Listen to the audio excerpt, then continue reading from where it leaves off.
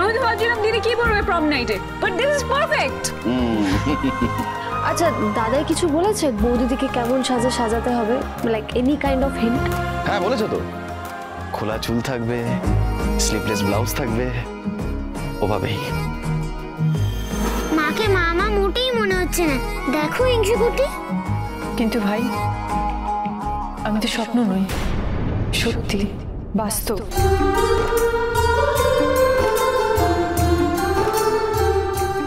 এই দিদি তুই এসব এখন স্বপ্ন বাস্তব এসব নিয়ে ভাবিস না তো। দাদাই তোকে যেভাবে ইমাজিন করেছে আমরা তোকে সেইভাবেই সাজিয়ে দেবো।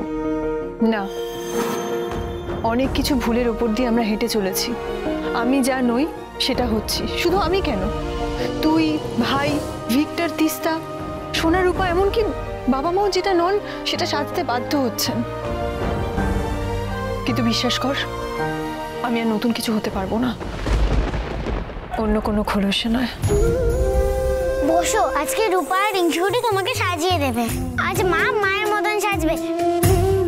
আজ তোমাকে এমন সাজাবো যে বাবা তোমাকেও চিনতে পারবে, আমাদেরকেও চিনতে পারবে।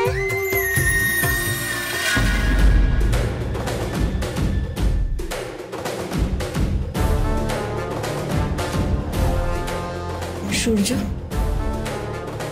তুমি বারবার কিসের টানে দীপার দিকে চলে যাচ্ছ? কেন যাচ্ছ? তাহলে আমার কি হবে? আমি কোথায় যাব সূর্য?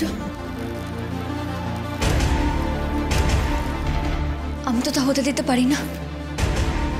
আমাকে আমার নিজের মাটি শক্ত করতেই হবে। না না, আমি কিছুতেই তোমার সুস্থ হতে দেব না। ওই দীপা বারবার জিতে যাবে, এটা তো হতে পারে না। ও কলেজের স্টুডেন্ট হলো আর আমি টিচার, কিন্তু তাতে কি হয়েছে? অ্যাট্রাকটিভ টিচারের সাথে তো হ্যাপেনিং স্টুডেন্টের প্রেম হতেই পারে। আর আজই সেই দিন, প্রম নাইটে সবাই একসাথে নিজেদের মতো করে থাকবে, আমিও থাকবো।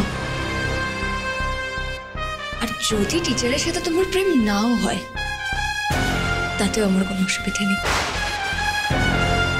তোমাকে তো সেই আমার সাথে তোমার বিয়ে করা বউয়ের সাথেই থাকতে হবে সূর্য।